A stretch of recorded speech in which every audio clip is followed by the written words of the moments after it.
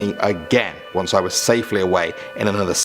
Kidnapping is scary, it's that simple. It's something everyone fears in one way or another, and for good reason, obviously. Some kidnappers are mentally unstable, others have sadistic minds, some could be family members, and others might be complete strangers who are looking for a large ransom for the victim's safe return. I found a number of threads on Reddit where people discuss their own personal experiences with kidnapping. They're shocking, they're often disturbing, but their stories are definitely worth hearing. My name is Danny Burke, and this is the top 10 scary kidnapping stories. Starting off at number 10 now, we have the loan sharks. This one is just crazy right off the bat. It sounds like something straight out of a movie. I feel so bad for the family involved. Reddit user Rin Takahashi said, "This happened to me when I was a kid. My parents were involved with the loan sharks in the area, and I was kept as insurance that they'll pay the money they owe. They picked me up from our front yard. At the time, I didn't know I was kidnapped. I was only told that I went to stay with an uncle who had like 4 girlfriends and a lot of roommates who swore a lot. They didn't touch me. On the contrary, they kept me well fed, and some of them gave me a Barbie to keep me occupied while they did their business in the other rooms. I kept demanding where my mom is, and they kept assuring me that mommy will come and pick me up, that they just need to finish something first. In the end, I stayed with them for like a week before my dad had the money and got me out. I remember my mom and dad crying a lot as we went home. That was one of my earliest memories, and I can never forget it." Moving on now to number 9, we have the barn. This one comes from Reddit user The Dreamer. This is a strange one because the story is both resolved and also unresolved. You'll see what I mean. They said,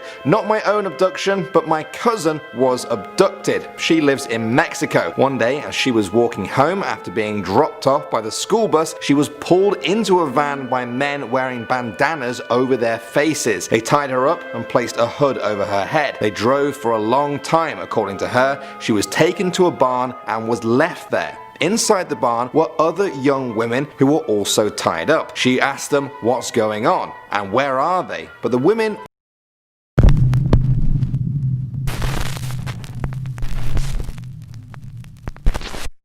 The top 10 ghosts caught on camera. Thing in the road. The Cipali Toll Road in West Java, Indonesia is known for 2 things: frequent traffic accidents and reports of strange supernatural sightings along the roadway. This bizarre dashcam footage almost captures both.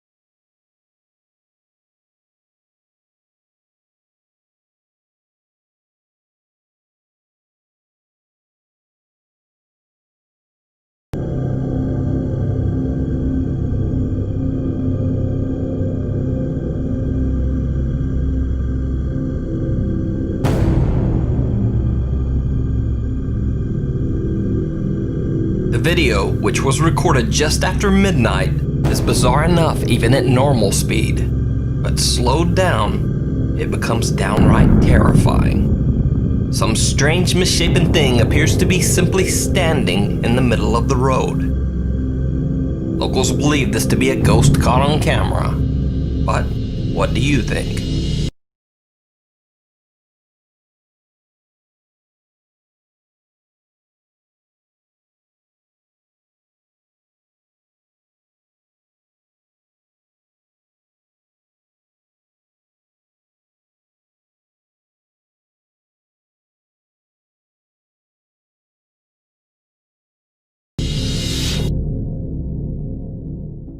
The Sylmar Ghost.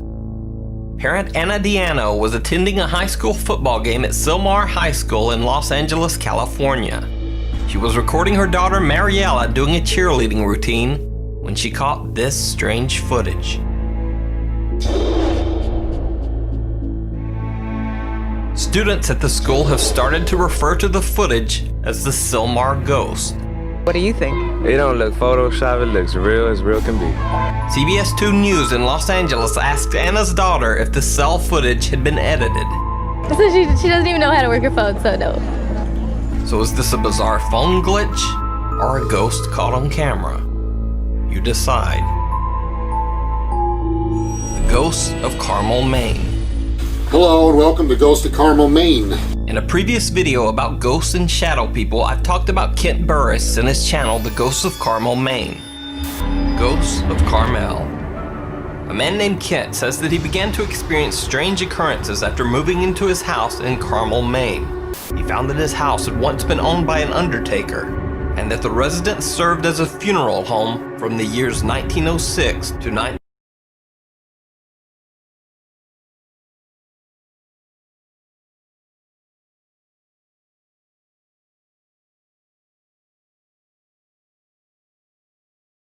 1919.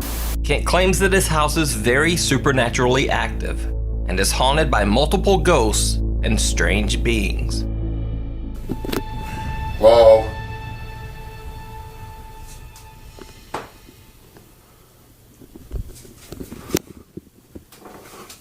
Okay, there he is, in the window again.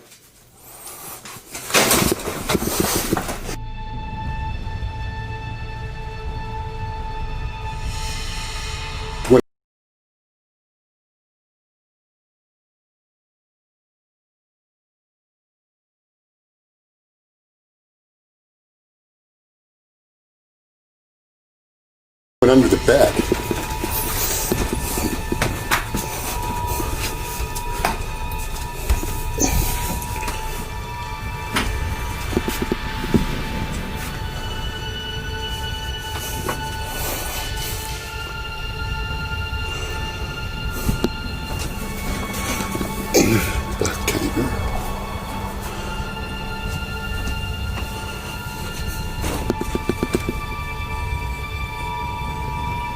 Alright, I'm out of here. Now, if you're wondering why Kent's reaction is so casual in a situation that would absolutely horrify most of us, well, he says he's had hundreds of these bizarre encounters while living in his haunted home. Hope you guys say something or do something. Oh my God! No! Oh. To see all of Kent's ghost investigations and more of his terrifying paranormal footage, I highly recommend checking out his YouTube channel, Ghosts of Carmel, Maine. The Night Visitor. Twitter user Cheyenne Rachel posted that her dad claimed that when he slept at night, he felt like something was messing with his sheets, and that he sometimes got the eerie impression that someone was sitting on his bed. He set up a camera to record overnight, and this is what he caught.